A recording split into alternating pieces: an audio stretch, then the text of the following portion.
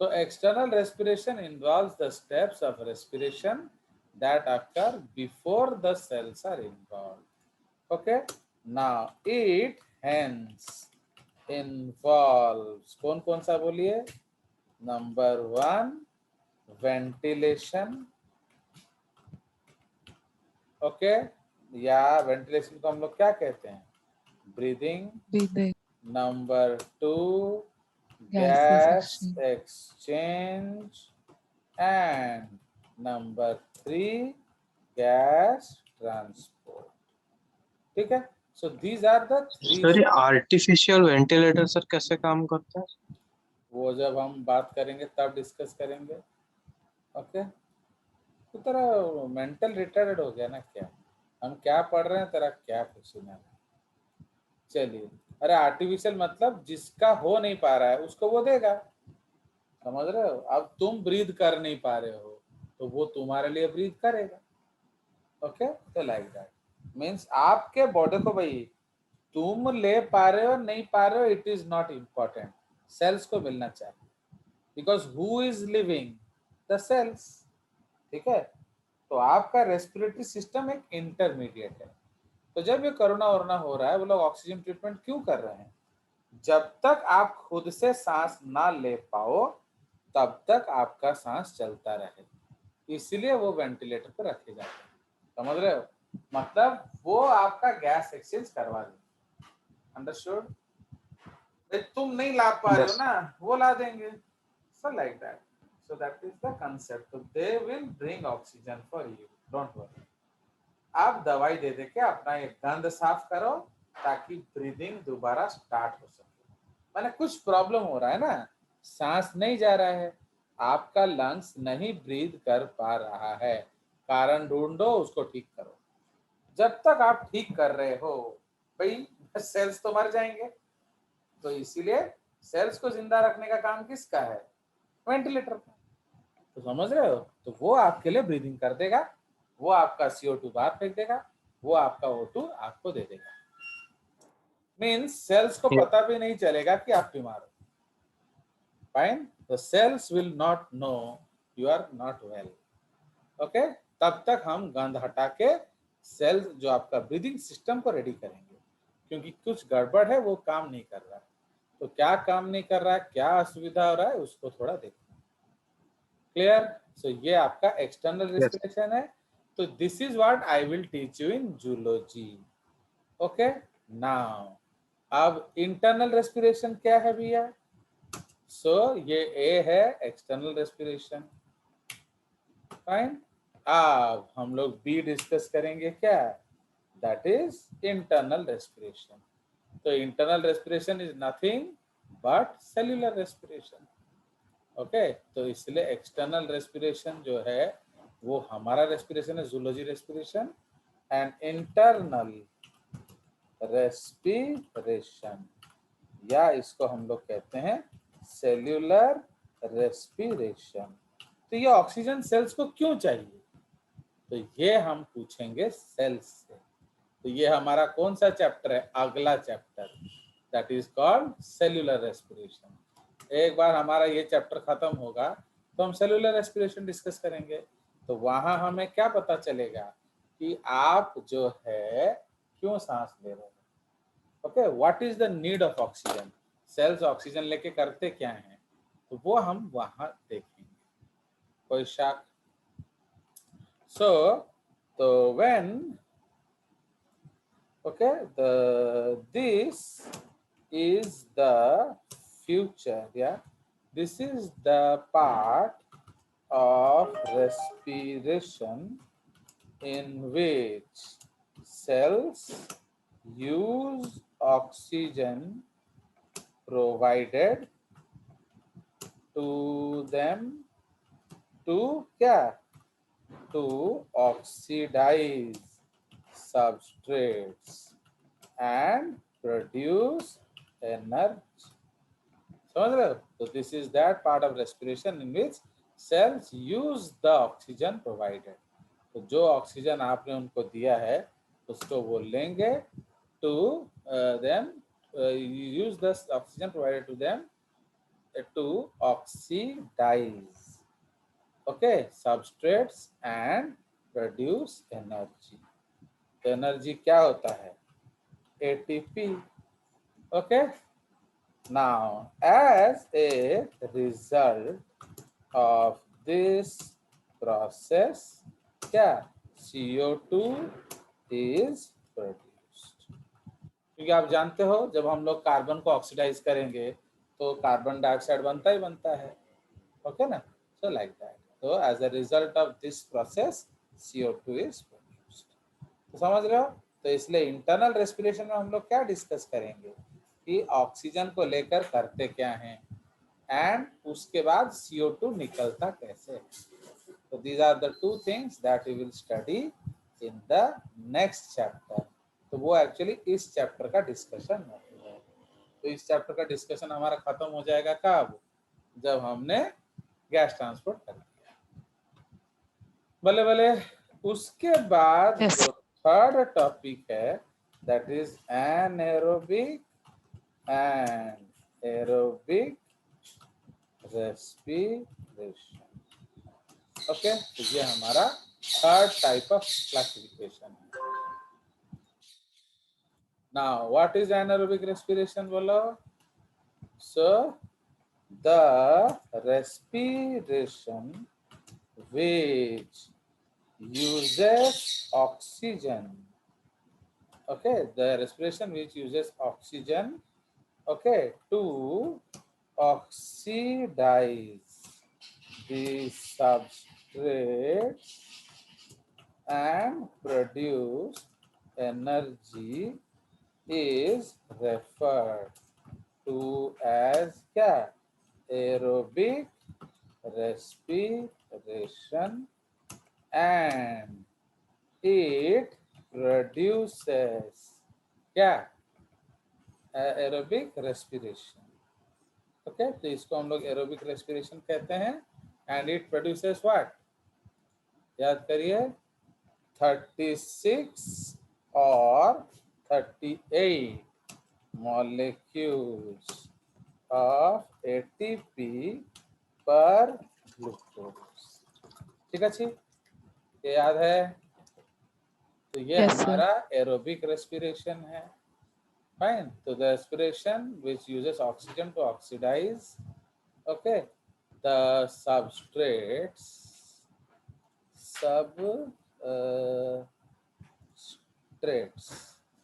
Okay, तो which uses oxygen to क्या, इसको थोड़ा छोटा एक फॉन्ट कर देते हैं, बाकी बात हो रहा है. ओके, तो विच प्रोड्यूसेस ऑक्सीजन, तो इसको उधर ले जाएंगे.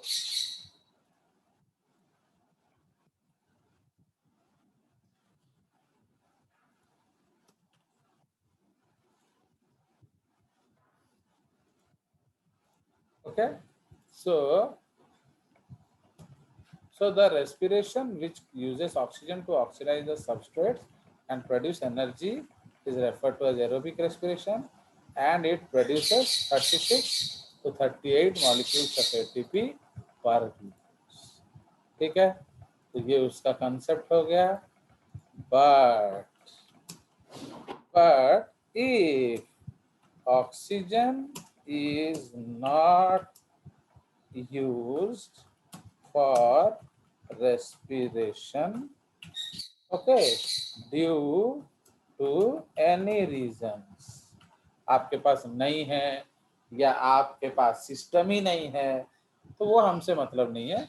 But if oxygen is not used for respiration due to any reasons, it is referred to as क्या?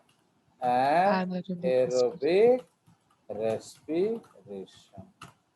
ठीक है. In this, क्या हो गया, ज्यादा बड़ा हो गया, इसको थोड़ा छोटा कर देते हैं ना.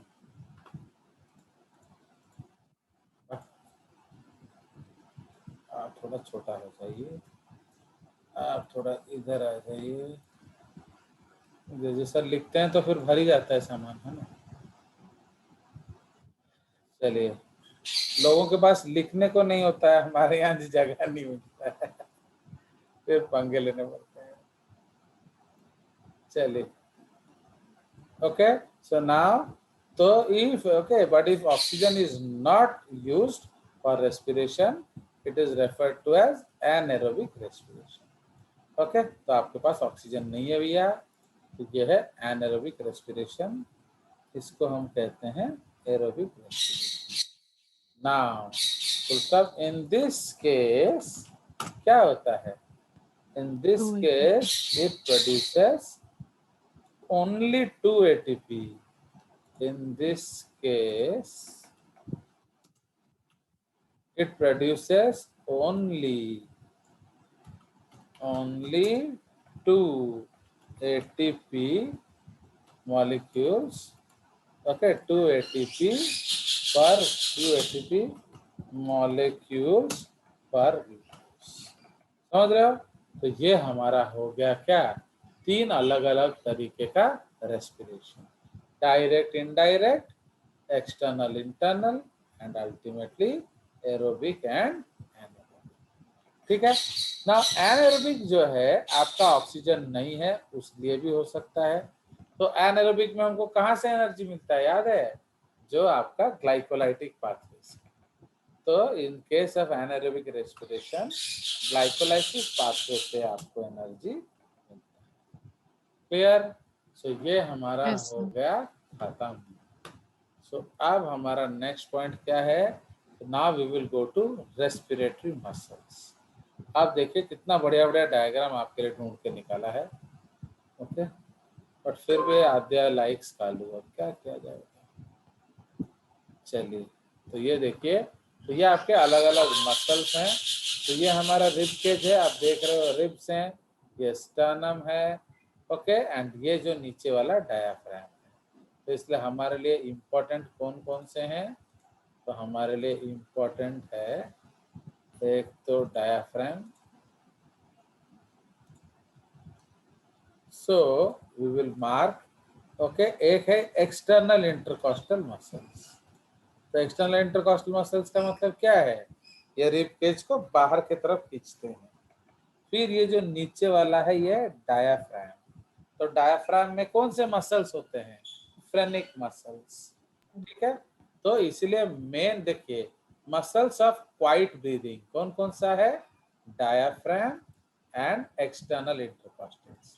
ये क्वाइट ब्रीदिंग में यूज होता है, मतलब जो नॉर्मल, जो tidal breathing, okay. But muscles of forced inspiration, इसमें हम लोग का 2 एक्स्ट्रा मसल यूज होता है, एक है स्टर्नोक्लाइडोमास्टॉइड एंड एक है स्कैलिन्स। बट इस सब का हम पढ़ाई नहीं करेंगे क्योंकि आप लोग का होता नहीं है। इवन जो सेराट, ये सब आपका कुछ भी नहीं है। देख रहे हो कितना अनफॉर्चुनेट है। So these are all not there.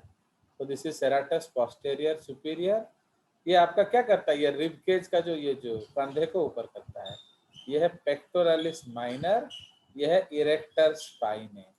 ये आपका फोर्सफुल पुल जनरेट करते हैं। ओके, क्यों मालूम है? अभी हम लोग जो रेस्पिरेशन करते हैं ना, हमारा सिर्फ पेट ऊपर नीचे होता है, रिब्स ऊपर नीचे होता है। बट आप एथलीट्स को देखोगे जो रनिंग वाले, उनका देखो वो पीठ भी खड़ा हो रहा है, गर्दन भी मदद कर रहा है, एंड सो ऑन। तो muscles use for forced expiration, इसमें हम लोग जो पढ़ेंगे वो है इंटरनल इंटरकॉस्टल्स एंड आपका ये दोनों डायफ्राम। तो other muscles you will not be reading actually. तो इसलिए जो मैं नॉट रीडिंग कर बता दे रहा हूँ, transverse, okay, serratus posterior, fine. तो ये सब मसल्स हम लोग नहीं पढ़ेंगे। External oblique and transversus abdominis, तो ये सब हम लोग नहीं पढ़ते हैं, इसमें भी ये सब नहीं पढ़ेंगे। तो स्कैलिन क्लाइडोमास्टॉइड चलो बता भी दूं, बट ये दोनों शायद आपका हम लोग नहीं पढ़ेंगे क्योंकि आप एग्जाम में लिख नहीं सकते ना, वो आता नहीं है। Okay, so these are the basic muscles. तो हमारे लिए डायफ्राम, एक्सटर्नल इंटरकॉस्टल है, एक एब्डोमिनल मसल्स है, वो दिखाना चाहिए, वो दिखाया नहीं, इधर दिखा रहा है, ट्रांसवर्सस एब्डोमिनिस। ओके, ये आपका ये इसको एब्डोमिनल मसल्स कहते हैं, ओके, जो पेट वाले। क्लियर? आप देखिए उसका डिटेल्स क्या है। तो क्वाइट ब्रीदिंग एंड ये फोर्सफुल ब्रीदिंग, ये है। तो इसीलिए changes associated with quite breathing, diaphragm and internal external intercostal muscles ये कॉन्ट्रैक्ट करते हैं, एक्सपायरेशन में रिलैक्स करते हैं। प्लूरल कैविटी क्या होता है, बढ़ जाता है, वॉल्यूम इंक्रीजेस तो ऑब्वियसली प्रेशर डिक्रीजेस, एंड उधर उल्टा होगा। लंग्स में क्या होता है, volume increases pressure decreases. Air movement क्या होता है, into lungs out of lungs. ठीक है, तो यही चीज अभी हम लोग लिखेंगे, राइट। तो we will not be using so many muscles, हम लोग थोड़ा सा मसल्स यूज करेंगे। चलिए ना, ये आप देख रहे हो, ये हमारा जो इंस्पिरेशन है ये नॉर्मल है, this is a normal lungs. तो जब हम इंस्पायर करते हैं, हमारा पहला एक्टिविटी क्या हो रहा है कि डायाफ्राम नीचे, अरे बाबा रे, तो इसको थोड़ा पतला,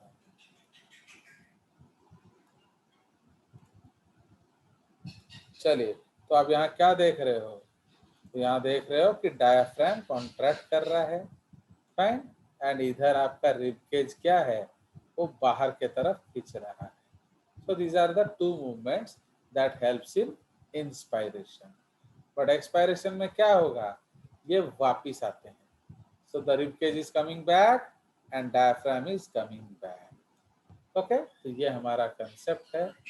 तो इसीलिए ये देखो, so inspiration में क्या होता है, inspiratory muscles contract.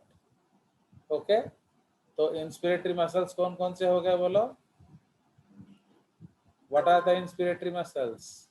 तो इसमें आ जाएगा फ्रेनिक, ओके, फ्रेनिक सबसे कॉमन है, phrenic muscles of diaphragm and external intercostal muscles. ठीक है, तो ये दोनों मसल्स आपके क्या करेंगे, ये आपके कॉन्ट्रैक्ट करेंगे, फाइन। तो phrenic muscles and external intercostal muscles contract, तो उससे क्या होता है, थोरासिक वॉल्यूम इंक्रीजेस, उससे क्या होता है, लंग वॉल्यूम उसके पीछे पीछे बढ़ेगा, क्योंकि आप जानते हो वैक्यूम है, तो अगर थोरासिक वॉल्यूम बढ़ा तो ऑटोमेटिकली लंग वॉल्यूम भी बढ़ेगा। तो अब according to Boyle's law, according to Boyle's law, okay, तो अकॉर्डिंग टू बायल्स लॉ क्या हो रहा है, तो जो बायल्स लॉ क्या कहता है, pressure is inversely proportional to volume, है कि नहीं।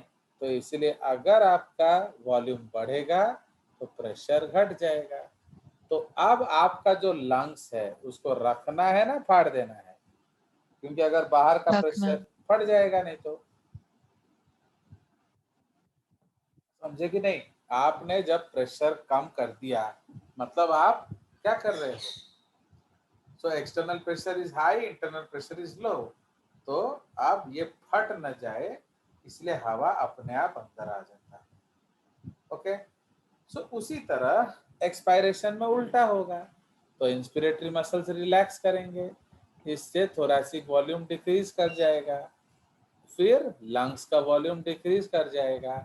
तो जब लंग्स का वॉल्यूम डिक्रीज कर जाएगा, अंदर का प्रेशर बढ़ जाएगा, ओके, क्योंकि हवा तो अंदर है ना, एंड आप वॉल्यूम डिक्रीज कर रहे हो, तो वो क्या करेगा, एयर को बाहर की तरफ expel, fine. So this is the concept of breath, okay. तो बस इसमें मसल्स आपको याद रखना चाहिए।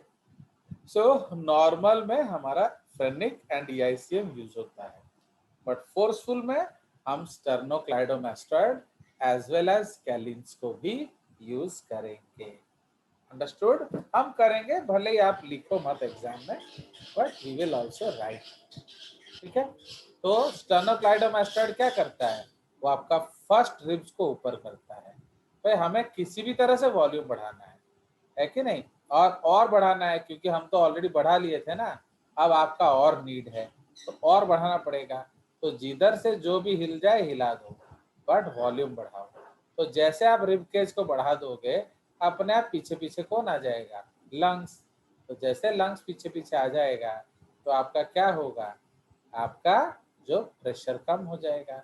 तो maintain P in is equal to P out, हवा अपने आप अंदर आ जाएगी। क्लियर। उसी तरह जो फोर्सफुल में हमारे 2 एक्स्ट्रा मसल्स होंगे। क्लियर? तो यही चीज हम लिखेंगे। तो फर्स्ट पॉइंट है हमारा ब्रीदिंग या वेंटिलेशन। तो ये अभी तो क्लोज हो जाएगा, इसलिए फिर हम लोग अगले क्लास में ही इसको डिस्कस करेंगे। ठीक है? तो अगले क्लास में हमारा ऑलमोस्ट फिजियोलॉजी का पार्ट खत्म हो जाएगा। फिर थोड़ा सा गैस ट्रांसपोर्ट रहेगा, जिसमें हमें थोड़ा ऑक्सीजन, हीमोग्लोबिन ये सब डिस्कस करना है। And please remember these are very very important topics, इसलिए जितना ज़्यादा आप डिस्कशन करेंगे उतना अच्छा है, क्योंकि पढ़ने से कोई फायदा नहीं है। क्योंकि आपका हर समय क्या हो रहा है, आप देखोगे टेस्ट में एप्लीकेशन एरर हो रहा है। तो एप्लीकेशन एरर का मतलब क्या है, आप उसका क्वेश्चंस में अप्लाई नहीं करते। तो जब आप प्रैक्टिस, आप सोचोगे नहीं सर क्वेश्चन देंगे तो मैं घर में प्रैक्टिस करूंगा, तो तुमसे बड़ा बेवकूफ कोई नहीं है। क्योंकि जब तक आपका मार्क नहीं आएगा ना, आप खुद को ही नहीं मोटिवेट कर पाओगे। तो in order to motivate yourself, mark का आना बहुत जरूरी है। अंडरस्टूड? तो दुनिया क्या सोचे ना सोचे, तुम तो पहले सोचो, हम कर लेंगे। Okay, so that is what